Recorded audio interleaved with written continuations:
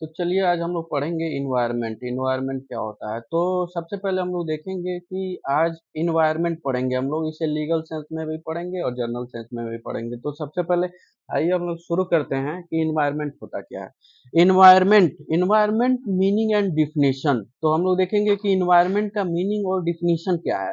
तो सबसे पहले हम लोग देखेंगे कि फर्स्ट कॉन्सेप्ट ऑफ इन्वायरमेंट क्या है। कॉन्सेप्ट ऑफ इन्वायरमेंट क्या है, फाउंडेशनल। तो इसमें हम लोग देखें लिटरल मीनिंग क्या है। जैसे तो हम लोग देख ले वर्ड इन्वायरमेंट जो है, इन्वायरमेंट इज अपना खुद का ये डिराइव्ड हुआ शब्द है। Is derived from French word से लिया गया है इन्वायरन शब्द से, जिसका मतलब होता है to surround and in circle. तो टू सराउंड जिसका मतलब होता है इन्वायरमेंट का, टू इन्वायरन शब्द से लिया गया है फ्रेंच वर्ड से, जिसका मतलब होता है to surround and in circle. तो इन सर्कल और इन सराउंड का मतलब होता है क्या? तो इसको वो जान इन्वायरमेंट को समझने से पहले हम लोग को जानना होगा टू सराउंड और इन सर्कल का क्या मतलब है। तो टू सराउंड और इन सर्कल का एक बहुत अच्छा एग्जांपल मैं दूंगा। जैसे कोई किला बना दिया जाए, फोर्ट बना दिया जाए, उसको चारों तरफ से जो दीवार से घेर दिया जाता है, तो ऐसे ही हम लोग अपने आप को एक किला समझ ले और चारों तरफ से जो फोर्ट की वाल गिर जाती हैं, जो भी चीजें दिखाई देती हैं हमारे चारों तरफ, उसे हम लोग क्या कहते हैं? इन्वायरमेंट कहते हैं। जैसे टू सराउंड मतलब हमारे चारों तरफ से घिरे हुए नेचुरल रिसोर्सेज जैसे वाटर, पानी और जितने भी हवा हैं, जो भी चीजें हैं, वो सारे इन्वायरमेंट के ही पार्ट हैं, उसे हम लोग इन्वायरमेंट कहते हैं। ठीक। तो it refers to external condition. External condition मतलब ये आंतरिक चीजों को नहीं दर्शाता है पहले, इन्वायरमेंट को affecting the life. External condition affecting the life, ये एक्सटर्नल कंडीशन है एक तरह से, क्योंकि इसके बिना, इन्वायरमेंट के बिना ह्यूमन सरवाइव नहीं कर सकता है, तो उसकी लाइफ इफेक्ट हो जाएगी। वो लाइफ, ऑक्सीजन नहीं मिलेगा तो वो जी नहीं पाएगा। इसी प्रकार से हाउस नहीं बनाएगा तो वो रह नहीं पाएगा, पानी नहीं रहेगा तो वो नहीं रह जी सकता है। इसी प्रकार से ये इफेक्ट करता है हमारे लाइफ को अलग अलग प्रकार से। डेवलपमेंट एंड सर्वाइवल और ऑफ ऑर्गेनिज्म, ये सारी चीजों में इसका इन्वायरमेंट का बहुत बड़ा योगदान है, क्योंकि सर्वाइव ऑफ ऑर्गेनिज्म के लिए भी, बहुत सारे ऑर्गेनिज्म के लिए भी जो जीव हैं उनको जीने के लिए पानी चाहिए, कुछ अलग अलग जीवों के लिए अलग चीजें चाहिए, तो जिससे इन्वायरमेंट उसको फुलफिल करता है। तो कहीं ना कहीं इन्वायरमेंट के ही कारण हर चीजें, नेचुरल चीजें, ऑर्गेनिज्म, सारी चीजें एग्जिस्ट कर रही हैं और अच्छे से विकसित हो रही हैं। ब्रॉडर सेंस में हम लोग इन्वायरमेंट को देखेंगे। ब्रॉडर सेंस में इन्वायरमेंट इंक्लूड्स करता है, लिविंग थिंग भी इंक्लूड करता है एंड नॉन लिविंग थिंग भी। Biotic, living thing and non living thing, abiotic component which interact with each others and with human being. इसका मतलब ये है, जो इन्वायरमेंट है इंक्लूड करता है living thing and non living thing, और ये दोनों आपस में कैसे इंटरेक्ट करते हैं एक दूसरे से। जैसे इंसान और जानवर, और इंसान और जानवर आपस में कैसे बिहेव कर रहा है एक दूसरे के साथ। जैसे ही ह्यूमन जो है, ह्यूमन बीइंग को बाहर से ऑक्सीजन चाहिए, ऑक्सीजन चाहिए जिसके कारण वो जिएगा, पानी चाहिए जिसके कारण वो पिएगा, फिर वो हाइड्रेट होगा तब जाके, रिहाइड्रेट होगा तब जाके वो जीवन अपना जी सकता है। इसी प्रकार से वो हमें इन्वायरमेंट के डिफिनीशन में, कॉन्सेप्ट में इसको इंक्लूड किया गया है। Living thing, non living thing and relation with, interact with each other and with human being. ठीक। तो हम लोग दूसरा देखेंगे, लीगल डिफिनीशन ऑफ इन्वायरमेंट क्या है। मोस्ट इंपॉर्टेंट है ये, जो लॉ के पर्सपेक्टिव से, जो कानून के नजर में हम लोग देखेंगे इन्वायरमेंट का क्या महत्व है। ठीक। लॉ के दृष्टि से भी हम लोग जर्नली देख लिए, इन्वायरमेंट का इन्वायरमेंट शब्द से लिया गया है, जिसका मतलब था to surround and in circle, मतलब जो हमारे चारों तरफ से गिरी हुई चीजें हैं, जो हमें घेरती हैं, वो सब चीजें को हम लोग इन्वायरमेंट कहते हैं, जो हमारे लाइफ को इंटरनली एक्सटर्नली हर प्रकार से जीने के लिए अफेक्ट करता है हमारे लाइफ को। और इसी प्रकार से हम लोग देखेंगे कि जो लीगल डिफिनीशन है, जो लीगल डिफिनीशन ऑफ इन्वायरमेंट है, वो वेरी इंपॉर्टेंट है, क्योंकि हम लोग लीगल पर्सपेक्टिव नहीं जानते हैं। तो क्योंकि एक लॉ का एक कहावत है कि ignorance of law is no excuse, मतलब अगर लॉ नहीं जानते हैं आप, उसके पर्सपेक्ट में लीगल नॉलेज नहीं जानते हैं आप, तो उसको अगर कोई गलती आपको इन्वायरमेंट से रिलेटेड होती है तो आपको किसी प्रकार का छूट नहीं दिया जाएगा, क्योंकि excuse of law is no excuse. ठीक, ignorance of law is no excuse, इसी प्रकार से हम लोग देखेंगे। ये बहुत ही इंपॉर्टेंट है एलएलबी के स्टूडेंट के लिए, जुडिशियल जो तैयारी कर रहे हैं, जेएस, पीसीएस, जे एंड और भी जर्नल जो नॉलेज लेना चाहते हैं ये लीगल ऑफ इन्वायरमेंटल का, तो हम लोग देखेंगे legal definition of environment. Section 2A environment protection act 1986 1986, section 2A of environmental protection act 1986। Environment include, environment जो हमारा जो सेक्शन 2A है इन्वायरमेंट प्रोटेक्शन एक्ट 1986 का, उसका सेक्शन 2A क्या कहता है ये हम लोग देखते हैं। अब इन्वायरमेंट इंक्लूड करता है, इन्वायरमेंट में क्या समाहित है, क्या चीजें इसमें होता है इस सेक्शन के अनुसार। वाटर को इसको इंक्लूड करता है, एयर को इंक्लूड करता है, एंड लैंड को इंक्लूड करता है, and inter relationship which exist among and between, जो वाटर में एग्जिस्ट कर रहे हैं, उस एयर में एग्जिस्ट कर रहे हैं, लैंड में एग्जिस्ट कर रहे हैं, इनके बीच जो भी living thing, non living thing, जो भी चीजें इसके अंदर एग्जिस्ट कर रहे हैं, इसके अंदर हैं, उसके इसके बीच में रहते हैं, इसमें एग्जिस्ट करते हैं, उसको हम लोग environment protection act section 2A के डिफिनीशन में उसको देखेंगे। जैसे कि water, land, water, air and land, water, air and land, human being, other living creature, plant and microorganism and property। जैसे ह्यूमन बींग को भी हम लोग पार्ट मान लिए इन्वायरमेंट को, एंड अदर लिविंग क्रिएचर भी रहता है इसके अंदर, उसके क्योंकि दोनों का इंटरेक्शन होता है creature, plant and micro organism जैसे the bacteria, fungi and protozoa, algae and virus and virus होते हैं, इस प्रकार के जो भी माइक्रो ऑर्गेनिज्म है, और जैसे ह्यूमन मेड द्वारा प्रॉपर्टी है, नेचुरल प्रॉपर्टी है, सारी चीजें हमारे इन्वायरमेंट के इस डिफिनीशन में इंक्लूड किया जाएगा। ठीक, section 2A environment protection act 1986 के एग्जाम की पॉइंट से क्या क्या जरूरी चीजें हैं। जैसे प्रीलिम्स में बहुत ज्यादा क्वेश्चन आता है कि क्या डिफिनीशन इज इंक्लूसिव है कि नॉन एग्जीक्यूटिव एग्जॉस्टिव है, तो हम देखेंगे डिफिनीशन इज इंक्लूसिव है, इसमें सारी चीजें समाहित है, ये सिर्फ शॉर्ट नहीं है, इसमें सारी चीजें एक्सपेंड किया गया है, इंक्लूड किया गया है, एग्जॉस्टिव नहीं है। नेचुरल कंपोनेंट इसमें क्या क्या कवर करते हैं, इसमें क्या क्या है, नेचुरल कंपोनेंट है, ह्यूमन बींग है, एंड प्रॉपर्टी है, इकोलॉजिकल है, इंटर रिलेशनशिप, मतलब जो इन्वायरमेंट है, नेचुरल रिसोर्सेज हैं जो हमारे चारों तरफ की सराउंड है, उसके साथ ह्यूमन का इंटरेक्शन किस प्रकार का है, ये सब चीजें, सारी चीजें हम लोग, प्रॉपर्टी भी ह्यूमन के द्वारा मेड हो या किसी भी प्रकार की प्रॉपर्टी हो, ये सारी चीजें हमारे इन्वायरमेंट में इंक्लूसिव किया गया है इन्वायरमेंट के कॉन्सेप्ट में, section 2A of environmental protection act 1986। ठीक, तो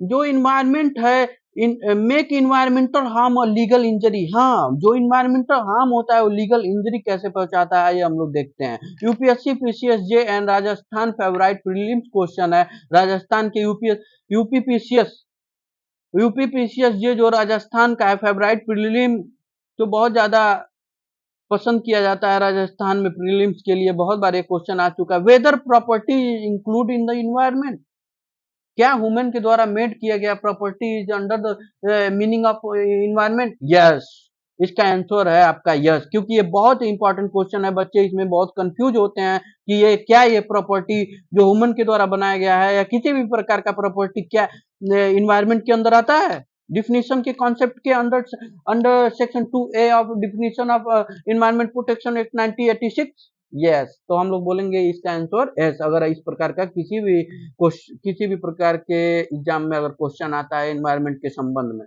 तो अब हम लोग देखेंगे कि कॉन्सेप्ट ऑफ इन्वायरमेंट को दो तरीके से हम लोग समझ सकते हैं। पहला हम लोग समझ सकते हैं साइंटिफिक और लीगल कॉन्सेप्ट के रूप में हम लोग इन्वायरमेंट को समझ सकते हैं, वैज्ञानिक और कानूनी के रूप में हम लोग इसको देखते हैं, तो सबसे पहले हम लोग देखेंगे कि बेसिस स्कोप क्या है साइंटिफिक में। नेचुरल एलिमेंट जो साइंटिफिक है, इसमें नेचुरल एलिमेंट, ठीक, साइंटिफिक में ओनली नेचुरल एलिमेंट इसमें आते हैं सिर्फ, जैसे कि हवा, पानी, लैंड, ये सब चीजें जो नेचर के द्वारा दी गई है, उसमें साइंटिफिक डिफिनीशन कॉन्सेप्ट में इन्वायरमेंट के नेचुरल एलिमेंट सिर्फ आएंगे, जैसे कि हवा, पानी, वाटर, लैंड, रॉक, नदियां, रिवर, समुद्र, ये सब चीजें, पेड़ पौधे, ये सब चीजें हमारे नेचुरल एलिमेंट में आएंगे। नेचुरल एलिमेंट में ये सब चीजें आएंगे। तो लीगल स्कोप क्या है इसके कॉन्सेप्ट के, तो ये लीगल स्कोप ये है, नेचुरल तो है ही, हवा, पानी, ये सब चीजें तो है ही, साथ में ह्यूमन भी है, और ह्यूमन के द्वारा जो मेड किया गया प्रॉपर्टी है, ह्यूमन के द्वारा कोई चीज बनाई गई है, आर्टिफिशियल है, नेचुरल है, ये सारी चीजें इसमें कॉन्सेप्ट में ऐड कर दिया जाएगा, तब जाके मिला के बनेगा लीगल कॉन्सेप्ट ऑफ इन्वायरमेंट। तो हम लोग लीगल पर्सपेक्टिव में देख लिए। अब फोकस, ये जो है साइंटिफिक जो है, ये इकोलॉजिकल पे बेस्ड है, सिर्फ इकोलॉजिकल, इकोलॉजिकली बेस्ड है, मतलब इन जो इन्वायरमेंट और इन्वायरमेंट के सराउंड से जो ह्यूमन का या इसके अंदर जो चीजें रह रही हैं ऑर्गेनिज्म का इंटरेक्शन विथ इन्वायरमेंट, जो चीजें हो रही हैं एनिमल्स या ह्यूमन का, उसको इकोलॉजिकली ये दिखाता है, ठीक। ये जो लीगल जो है रेगुलेशन नियम बनाता है और जिम्मेदारी तय करता है, ये कॉन्सेप्ट जिम्मेदारी भी तय करता है कि किसका क्या जिम्मेदारी होगी, किसका कितना दायरा होगा, क्या चीजें होंगी, रेगुलेशन भी बनाता है, नियम के अनुसार रहेगा, ये लाइबिलिटी भी तय करेगा, ठीक। तो अब इसका रिलेशनशिप देखेंगे हम लोग। तो जैसे साइंटिफिक जो कॉन्सेप्ट ऑफ इन्वायरमेंट है, उसका इकोसिस्टम है। इकोसिस्टम जैसे पारिस्थितिकी तंत्र, मतलब किस इकोसिस्टम में जैसे एक दूसरे पे कौन निर्भर है, जैसे पानी पे हम लोग आश्रित हैं, ऑक्सीजन पे आश्रित हैं, इसी प्रकार के एनिमल्स स्नैक वगैरह किस चीज पे खा के जीते हैं, अपना न्यूट्रिशन लेते हैं जिससे सरवाइव कर सके, उसी प्रकार के ये स्टडी करता है उसका इकोसिस्टम का। लेकिन जो लीगल कॉन्सेप्ट ऑफ इन्वायरमेंट है, इंटर रिलेशनशिप रिकॉग्नाइज करता है, मतलब ये इंटर रिलेशनशिप को भी दर्शाता है। कैसे इंटर रिलेशनशिप, मतलब ह्यूमन का जो ऑर्गेनिज्म के साथ कैसा कैसे मैनेज करें, जैसे इन्वायरमेंट में नेचुरल रिसोर्सेज भी है, ह्यूमन भी है, एनिमल्स भी है, और बाकी वाइटिक एंड नॉन वाइटिक चीजें हैं, किसको कैसे मैनेज करना है, ये लॉ बना के, ये सब चीज करके किसको किस रेशियो में डिसाइड करना है, किस लेवल तक किसको परमिशन दिया जाए यूज करने का, या कंपोजिट, इसलिए इस प्रकार के चीजों को हम लोग इंटर रिलेशनशिप रिकॉग्नाइज करते हैं, जो लीगल लॉ के माध्यम से संभव है। और इंफोर्समेंट या प्रोटेक्शन, तो इसमें जो साइंटिफिक है, ये सिर्फ एक तरीका से नॉन है, क्योंकि साइंटिफिक लीगल सजा नहीं देता है, साइंटिफिक में ये चीजें बस प्रूफ करता है स्टडी के लिए कि ये सब चीजें क्या प्रभाव डालता है। लेकिन अगर हम लोग ये चीजें पढ़ लिए, लेकिन अगर इसका कोई साइंटिफिक ही सिर्फ मतलब निकला, अगर लीगल पर्सपेक्टिव नहीं देखें, तो स्टूटरी प्रोटेक्शन कैसे मिलेगा, स्टूटरी प्रोटेक्शन बना के माध्यम से इसमें लीगल जो इन्वायरमेंट का कॉन्सेप्ट है, इसमें सजा देने का भी प्रावधान है, जिम्मेदारियां तय की जाएंगी, क्या क्या चीजें हैं, जुर्माना तय किया जाएगा, जो भी इस पे क्राइटेरिया को, लिमिटेड क्राइटेरिया जो दिया गया है उसमें उसको क्रॉस करता है। तो हम लोग चौथा पॉइंट देखेंगे, कंपोनेंट ऑफ इन्वायरमेंट क्या है। तो सबसे पहले हम लोग कंपोनेंट ऑफ इन्वायरमेंट की बात करते हैं कि इसमें क्या क्या चीजें आ सकती हैं, क्या क्या चीजें हम लोग इंक्लूड करते हैं। तो सबसे पहले हम लोग देखेंगे कि वाइटिक कंपोनेंट, अवाइटिक कंपोनेंट। तो हम लोग देखेंगे वाइटिक कंपोनेंट क्या क्या है। ह्यूमन बींग, जो चीज जीवित है, एनिमल्स है, लिविंग थिंग है, उसे हम लोग इसमें सम्मिलित करेंगे वाइटिक कंपोनेंट में। तो वाइटिक कंपोनेंट में ह्यूमन बींग आएंगे, जैसे इंसान हो गया, इसमें मेल फीमेल ट्रांसजेंडर वगैरह सारी चीजें होंगी, ठीक। एनिमल्स हो गए, गाय भैंस कुत्ते, ये सब चीजें जो हैं एनिमल्स आ जाएंगे इसमें। और प्लांट्स जो हैं, जैसे ट्री, मैंगो, ये सब माइक्रो ऑर्गेनिज्म, एल्गाई, फंगस, ये सब चीजें हमारे ये कंपोनेंट ऑफ इन्वायरमेंट के सेक्शन बायोटिक कंपोनेंट के ही अंदर आते हैं। अबायोटिक कंपोनेंट में क्या-क्या चीजें आते हैं हम लोग आज ये देखते हैं। एयर आता है, एयर हवा आता है, वाटर पानी आती है, लैंड आता है, सॉइल आता है, क्लाइमेट आता है, मिनरल्स आता है जैसे कैल्शियम वगैरह ये सब चीजें आ गए। Iron, calcium. Social environment, environment में वायटिक, नॉन वायटिक, वायटिक, अवायटिक एंड सोशल इन्वायरमेंट भी शामिल है। सोशल इन्वायरमेंट मतलब हो गया कल्चर, जो हमारा कल्चर है, इन्वायरमेंट, अलग अलग इन्वायरमेंट में किस प्रकार का कल्चर है और इन्वायरमेंट किस प्रकार से प्रभावित कर रहा है हमारे कल्चर को, कैसे कल्चर क्रिएट हो रहा है इन्वायरमेंट के कारण, ये सब चीजें हम लोग उसमें देखेंगे। अब अर्बनाइजेशन, सोशल इन्वायरमेंट में अर्बनाइजेशन भी आ जाएगा। अर्बनाइजेशन, शहरीकरण, जैसे गांव से शहर बन रहा है तो उसमें क्या क्या इफेक्ट हो रही है लाइफ में, ये सब चीजें हम लोग इसके अंदर स्टडी करते हैं, इस कॉन्सेप्ट में। तो सोशल इन्वायरमेंट में इंडस्ट्रियलाइजेशन को भी हम लोग देखेंगे। इंडस्ट्रियलाइजेशन होने के कारण क्या क्या इफेक्ट पड़ता है इन्वायरमेंट को, और इन इन्वायरमेंट के इंडस्ट्रियलाइजेशन के कारण ह्यूमन बींग को इसके इंटरेक्शन वगैरह को दिखाता है। टेक्नोलॉजी में क्या क्या विकास हो रहा है ये सब चीजें दिखाता है। जुडिशियल ट्रेंड क्या है इसके पीछे हम लोग देखेंगे। जो आजकल वर्तमान में जो जुडिशरी है, न्यायपालिका जो है, कोर्ट रिकॉग्नाइज करती है सोशल, सिर्फ नेचुरल रिसोर्सेज, नेचुरल एलिमेंट को ही नहीं, जो सोशल एंड डेवलपमेंट इम्पैक्ट है उसको भी रिकॉग्नाइज कर रहा है as a part of environment. जो हमारे जुडिशरी का जो इस समय ट्रेंड चल रहा है, झुकाव चल रहा है, रुझान चल रहा है, रिकॉग्नाइज कर रहा है social and development impact as a part of environment. मतलब सोशल जो हम लोग देखें इन्वायरमेंट को, उसको भी ये इन्वायरमेंट का ही पार्ट मान रहा है, इसको डेवलपमेंट करने का जोर दे रहा है अलग अलग केस के माध्यम से।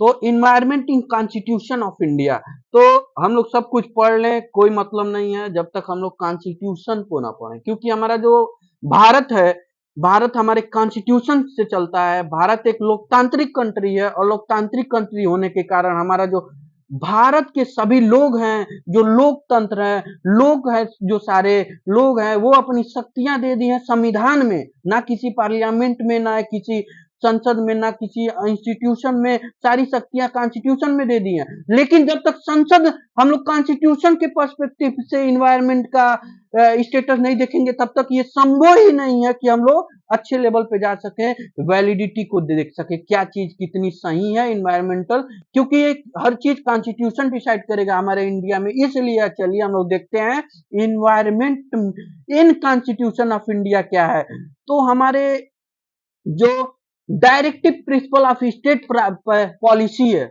Directive principle of state policy है, उसका सेक्शन 48A, आर्टिकल 48 ये कहता है state shall endeavour to protect and improve the environment and safeguard forest and wild life. इसका मतलब साफ है, स्टेट जो है हमारा, सरकार जो है हमारा, जो गवर्नमेंट है, आर्टिकल 48A में जो हमारा state shall endeavour to protect and improve the environment and safeguard forest and life. मतलब जो हमारा सरकार है, स्टेट गवर्नमेंट है, या स्टेट शैल एंडेवर प्रयास करेगा protect and improve the environment and safeguard forest and wild life को। मतलब इन्वायरमेंट का प्रोटेक्शन करेगा, उसको इम्प्रूव करेगा हमारा गवर्नमेंट और state, safeguard and forest and wild life को। इस प्रकार से हम लोग देखेंगे फंडामेंटल ड्यूटी क्या है।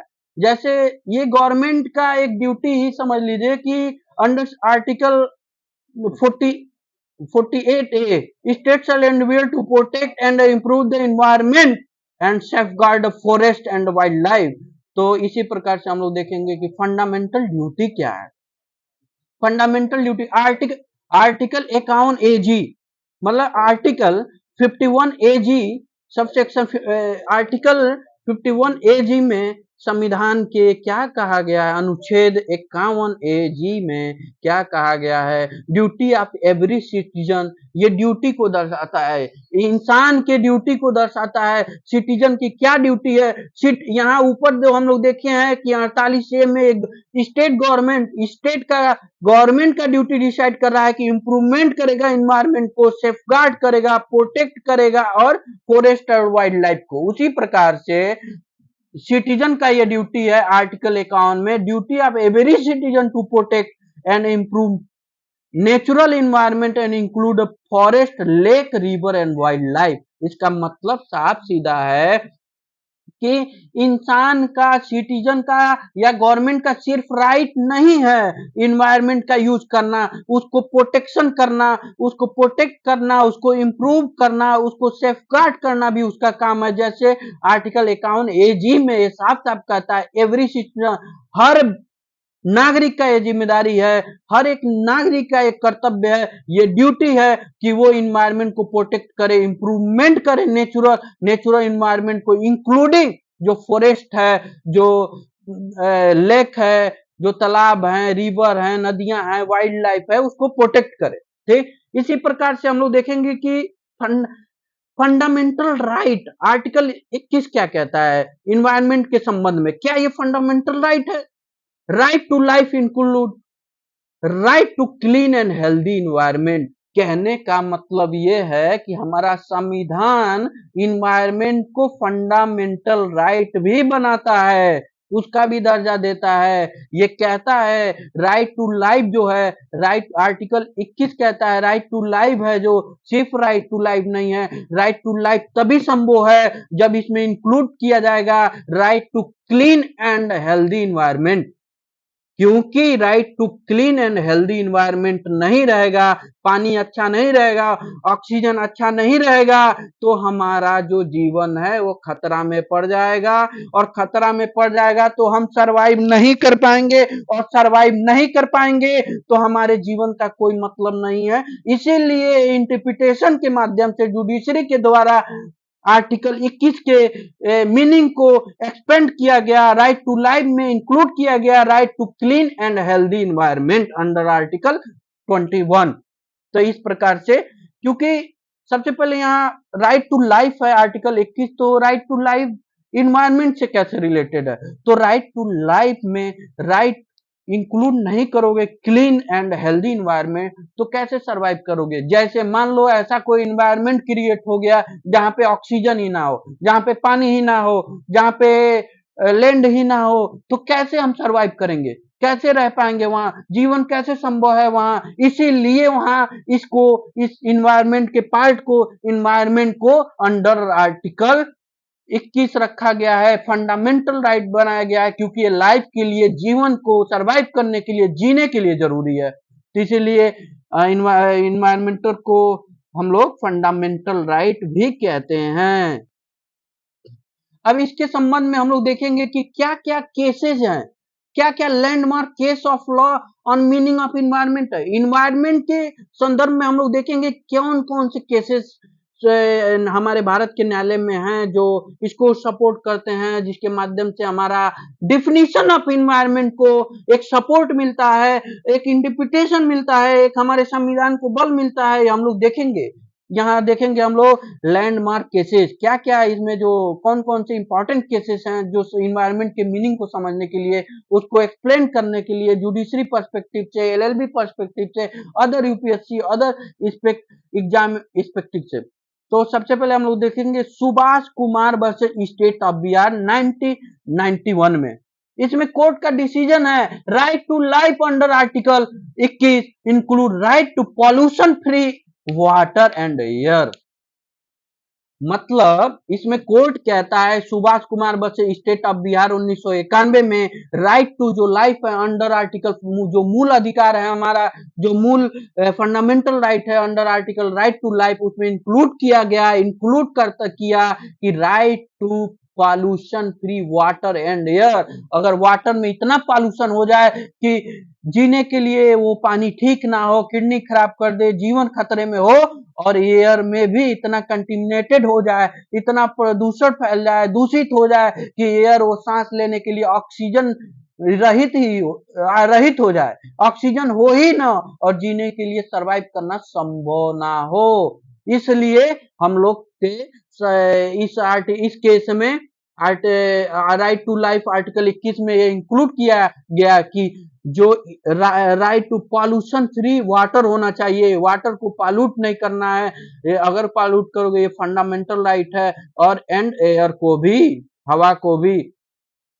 तो फर्स्ट टाइम इस केस में जो Subhash Kumar versus state of Bihar में first time judicially recognise of environmental right as a fundamental right. ये बहुत ही important and crucial landmark judgment है कोर्ट का कि सबसे पहला ये केस है जिसमें क्लियर किया गया environment as a environmental right is as a fundamental right. क्योंकि Subhash Kumar versus state of Bihar में सबसे पहले डिसाइड किया गया environmental right as a fundamental right, इसलिए बहुत ही इंपॉर्टेंट लीगल जजमेंट है कोर्ट का। Virender Gaur versus state of Haryana 1995, इसमें कोर्ट कहता है enjoyment of life include ecological balance, hygienic environment. यहां देखेंगे इकोलॉजिकल बैलेंस, हाइजेनिक एनवायरमेंट, इसका साफ सा अर्थ है इकोलॉजिकल बैलेंस। इंजॉयमेंट लाइफ का कैसे करोगे? अगर लाइफ का इंजॉयमेंट होता है, करना है, तो आपको इकोलॉजिकल बैलेंस डेवलप करना पड़ेगा सारे चीज के साथ। जो इन्वायरमेंट के रिसोर्सेज हैं, नेचुरल रिसोर्सेज हैं, आर्टिफिशियल रिसोर्सेज हैं, वो सारे चीजों के साथ जो इंटरेक्शन होगा उसमें बैलेंस बना के करना पड़ेगा। किसी का बहुत ज्यादा यूज नहीं करना है और जो हमारा इन्वायरमेंट है उसको क्लीन और साफ सुथरा और साफ उसको प्रदूषित नहीं करना है। ठीक, इसको इंक्लूड करता है। और MC Mehta union of India, MC Mehta versus union of India oleum gas leak case, ये बहुत ही इंपॉर्टेंट केस है एमसी मेहता का और बहुत ही फेमस केस है। ऑब्जर्वेशन, इसमें कोर्ट कहता है MC Mehta versus union of India में कि environment protection is essential for life and dignity. ये लाइफ के लिए भी जरूरी है और डिग्निटी के लिए भी जरूरी है हमारे लाइफ के, क्योंकि अगर इन्वायरमेंट सही नहीं रहेगा, साफ नहीं रहेगा, क्लीन नहीं रहेगा, सर्वाइव के लायक नहीं रहेगा, तो ना लाइफ रहेगी और ना डिग्निटी रहेगी। इन्वायरमेंट ऐसा ना हो जिसमें डिग्निटी को हम लोग बचा सकें, इसलिए ये एसेंशियल फॉर लाइफ भी है इन्वायरमेंट प्रोटेक्शन। इसलिए हम लोग को प्रोटेक्ट करना, इन्वायरमेंट का प्रोटेक्शन जरूरी है इस केस में कहा गया, और डिग्निटी के लिए भी। TN T T TN Godavari Trinamool पद वर्सेज यूनियन ऑफ इंडिया में एक्सपेंड मीनिंग ऑफ फॉरेस्ट को किया गया। इसमें ये बड़ा इंपॉर्टेंट केस है। पहले क्या था, इस केस के पहले ये बहुत ही इंपॉर्टेंट केस है। इस TN versus union of India case के पहले होता ये था, इन्वायरमेंट में फॉरेस्ट के मीनिंग को, उसी मीनिंग को देखा जाता था जो वन विभाग के रजिस्टर्ड में दर्ज थे। लेकिन इस केस में कोर्ट ने TN versus union of India के केस में कोर्ट ने डिसाइड किया फॉरेस्ट को उसके रजिस्टर होने के कारण, वन विभाग के रजिस्टर पहले से रजिस्टर दर्ज होने के कारण नहीं डिसाइड किया जाएगा कि वो फॉरेस्ट है। उसके मीनिंग को देखा जाएगा, उसके उसके जो एसेंस हैं, उसके जो क्राइटेरिया हैं, जो उसके वोकैबुलरी है, जो उसके डिक्शनरी है, उस हिसाब से हम लोग डिफाइन करेंगे। इस प्रकार से वन को और ज्यादा, फॉरेस्ट को और ज्यादा विस्तृत रूप से इंपॉर्टेंस देने के लिए इसके मीनिंग को एक्सपेंड किया कोर्ट ने इस केस में। ये बहुत ही इंपॉर्टेंट केस है दोस्तों। अब यहाँ हम लोग देखेंगे कि इन्वायरमेंट वर्सेस इकोलॉजिकल, ये बच्चे बड़ा कंफ्यूज हो जाते हैं। बच्चे इसमें प्रीलिम्स में बहुत ज्यादा फंस जाते हैं।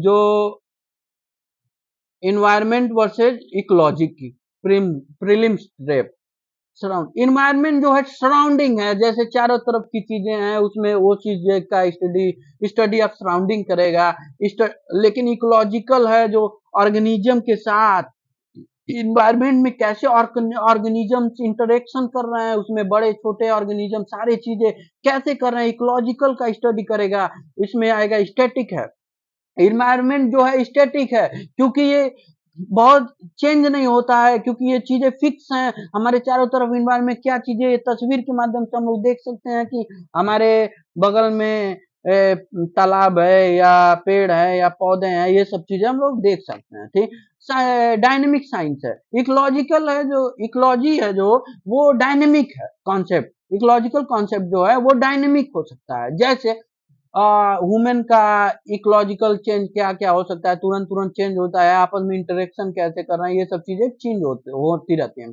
इसका लीगल रिलीवेंस क्या है, जो इन्वायरमेंट है इसको हम लोग स्टैट्यूटरी प्रावधान प्रोविजन बना के हम लोग सजा भी दे सकते हैं, जिम्मेदारी या लायबिलिटी डिसाइड करेंगे क्या क्या चीजें, इस प्रकार से इसका लीगल रिलीवेंस भी है, गाइडलाइन डिसाइड करेंगे। लेकिन इकोलॉजिकल है जो साइंटिफिक डिसिप्लिन है, मतलब ये स्टडी में इसका डिफिनीशन डिसाइड करने में, ये सब चीजों में इसका सिर्फ इसका ध्यान रखा जाएगा। अब हम लोग अंत में आते हैं, लास्ट में हम लोग देखेंगे कि एग्जाम ओरिएंटेड ऑनलाइनर क्या क्या चीजें, मतलब ये बहुत ही इंपॉर्टेंट है। इन्वायरमेंट, सिर्फ environment law in India is right based, यहां देखेंगे right based plus duty based दोनों है। इन्वायरमेंट में सिर्फ, जैसे हम लोग ऊपर देखें आर्टिकल 48A में, 48A में आर्टिकल 48 51 51 में जो आर्टिकल सिटीजन की ड्यूटी थी, स्टेट की जो ड्यूटी है प्रोटेक्ट इम्प्रूवमेंट और सेफ गार्ड का इन्वायरमेंट का, ये ड्यूटी भी है। लेकिन हमारा जो आर्टिकल 21 है वो हमें बताता है कि राइट टू क्लीन हमें इन्वायरमेंट, राइट टू गुड और हेल्दी इन्वायरमेंट की जरूरत है। इस प्रकार से हमारा राइट भी है इन्वायरमेंट और ड्यूटी भी है हमारा इन्वायरमेंट और गवर्नमेंट की। Environment protection act 1986 umbrella legislation है। अम्ब्रेला लेजिस्लेशन का मतलब ये है सिर्फ वाइटी, सिर्फ इसमें नेचुरल रिसोर्सेज इंक्लूड नहीं है, इसमें सारी चीजें इस कॉन्सेप्ट में इन्वायरमेंट के इंक्लूड है। जैसे हम लोग ऊपर देखे थे कि इन्वायरमेंट में abiotic, biotic and social environment भी शामिल है और ह्यूमन मेड भी प्रॉपर्टी शामिल है, ये सारी चीजें शामिल है। ये सिर्फ एक लिमिटेड एरिया नेचुरल रिसोर्सेज को डिसाइड नहीं कर रहा है, ये सारी चीजों को इन्वायरमेंटल प्रोटेक्शन एक्ट शामिल कर रहा है, इंक्लूड कर रहा है, इसलिए इसे हम लोग अम्ब्रेला लेजिस्लेशन कहते हैं, सब कुछ इंक्लूड करता है। Definition, definition of environment is holistic है। होलिस्टिक है ये। होलिस्टिक का मतलब क्या है, होलिस्टिक का मतलब है ये हर चीज को इंक्लूड कर रहा है, इंक्लूसिव कर रहा है, कोई चीज इन्वायरमेंट का ये छोड़ नहीं रहा है, चाहे ह्यूमन मेड हो, चाहे नेचुरल हो, चाहे किसी भी प्रकार का कृत्रिम आर्टिफिशियल हो, किसी भी प्रकार के यहाँ हर चीज को शामिल कर रहा है। इंटरडिसिप्लिनरी है, मतलब एक दूसरे के साथ, ये सिर्फ एक सब्जेक्ट को पढ़ने की जरूरत नहीं है, हर एक सब्जेक्ट से ये लिंक करता है हर एक चीजों को। जैसे जो हमारा वाटर है वो हमारे इन्वायरमेंट का भी पार्ट है, लेकिन अभी उस वाटर को साइंटिफिक स्टडी में देखेंगे तो बायो में भी उसका यूज कर सकते हैं, फिजिक्स में भी उसका यूज देख लेंगे हम लोग। इसी प्रकार के जो रॉक हैं वो हमारे जियोग्राफी के भी पार्ट हैं और इन्वायरमेंट का भी पार्ट है। इस प्रकार से जो इन्वायरमेंट का डेफिनेशन है ये बहुत ही इंक्लूसिव है और बहुत ही एक्सपेंडिव है और हॉलिस्टिक है, इंटरडिसिप्लिनरी है। तो अब हम जर्नल से बात करेंगे। आज तो हम यहीं तक पढ़ाऊंगा कि हम लोग आज क्या क्या देखे हैं, एक रिकैप करते हैं कि हेडिंग हेडिंग क्या क्या हम लोग देखे हैं, और बाकी लास्ट में बस एक चीज मैं एक्सप्लेन करना चाहूंगा। इन्वायरमेंट मीनिंग एंड डिफिनीशन हम लोग देख लिए, concept of environment literal meaning क्या है, ब्रॉडर सेंस में देख लिए, लीगल डिफिनीशन ऑफ इन्वायरमेंट देख लिए, और की पॉइंट से क्या क्या चीजें जरूरी हैं, और प्रीलिम्स का क्या चीजें हैं, साइंटिफिक एंड लीगल कॉन्सेप्ट हम लोगों ने देख लिया, कंपोनेंट ऑफ इन्वायरमेंट देख लिया हम लोगों ने, वाइटिक एबॉयटिक कंपोनेंट देख लिया हम लोगों ने, सोशल इन्वायरमेंट देख लिया, अब इन्वायरमेंट इन कॉन्स्टिट्यूशन भी देख लिया। हम यहाँ थोड़ा सा बात करेंगे environment in constitution. Environment in constitution में हम लोग देखेंगे कि जो स्टेट गवर्नमेंट या सेंट्रल गवर्नमेंट या सरकार या स्टेट का काम है, प्रयास करेगा इन्वायरमेंट को प्रोटेक्ट करने का, इम्प्रूवमेंट करने का और सेफगार्ड करने का, फॉरेस्ट को और वाइल्ड लाइफ को। उसी प्रकार से फंडामेंटल ड्यूटी भी है, ये इंफोर्सिबल नहीं है क्योंकि डीपीएसपी में है, directive principle of state policy में है, इसलिए ये इंफोर्सिबल बाय लॉ नहीं है। अब हम fundamental duty article 21 AG, duty of every citizen to protect and improve natural environment including forest, lake and wildlife। इस प्रकार से हम लोग देखेंगे जो फंडामेंटल राइट है, यहाँ हम लोग जरूर बात करेंगे फंडामेंटल राइट के बारे में। ये जो इन्वायरमेंट है, right to clean, right to a clean, under article 21 right to life include right to clean and healthy environment. इसका मतलब है अगर इन्वायरमेंट को तुम अनहेल्दी कर रहे हो, क्लीन नहीं कर रहे हो, कंटेमिनेटेड कर रहे हो, दूषित कर रहे हो, तो ये हमारा फंडामेंटल राइट है, ये हमारे मूल अधिकार है, हमारा संवैधानिक मौलिक अधिकार है, हमारे देश के नागरिकों का फंडामेंटल अधिकार है। अगर कोई इससे अवेयर होना चाहता है, तो अगर कोई इससे कंटेमिनेटेड कर रहा है हमारे इन्वायरमेंट को, हमारे किसी खराब कर रहा है, दूषित कर रहा है, तो यह हमारा फंडामेंटल राइट है। तो इसके प्रोटेक्शन में हमें आर्टिकल 32 के तहत 5 रीट दिए गए हैं, हिबस कार्बस मैंडेमस सेसेरियो प्रोविजन एंड कोवरेंटो। इस माध्यम से, पांचों रीटों के माध्यम से हम लोग सुप्रीम कोर्ट में एक केस रीट दाखिल कर सकते हैं और उसके विरुद्ध हम लोग क्या कर सकते हैं, उसके हम लोग रिलीफ पा सकते हैं। ठीक, इसके अगेंस्ट हम लोग फाइल कर सकते हैं। और ये सुप्रीम, एक चीज और देखेंगे, अंडर आर्टिकल 226 आर्टिकल, ये हाई कोर्ट को ये पावर देता है 5 रीट जारी करने का, अनलीगल, ये 5 रीट से भी ज्यादा पावर देता है। अलग किसी भी प्रकार का राइट आपका वायलेट होता है, जैसे इसमें हम लोग देख सकते हैं कि हमारा प्रोटेक्ट ड्यूटी भी शामिल कर लिया जाएगा, क्योंकि हाई कोर्ट के पास स्पेशल पावर है किसी भी प्रकार का लीगल राइट को, सुप्रीम कोर्ट से ज्यादा पावर दिया गया है इसमें फंडामेंटल राइट रिट जुडिक्शन में, क्योंकि हाई सुप्रीम कोर्ट को सिर्फ अंडर आर्टिकल 5 रिट जारी करने का पावर है, और लेकिन हाई कोर्ट को इसमें अनेकों रीट के अलावा भी अनेक एनिक लीगल राइट को भी प्रोटेक्ट करने का पावर है रीट के माध्यम से, अलग प्रकार से। तो हम लोग अगर ये हम लोग समझ लिए आज meaning and definition, legal perspective, constitutional perspective, अनेक केसों के माध्यम से, तो कि इन्वायरमेंट का क्या है और कितना इंपॉर्टेंट है संवैधानिक पर्पज से, सारी चीजें। तो आज हम लोग इस लेक्चर को यहीं समाप्त करते हैं, और उम्मीद करता हूं कि आप लोगों को ये वीडियो अगर पसंद आता है तो आप इस वीडियो को, इस चैनल को सब्सक्राइब करें, और इस वीडियो को शेयर करें और कमेंट करें और लाइक करें। Thank you, have a nice day.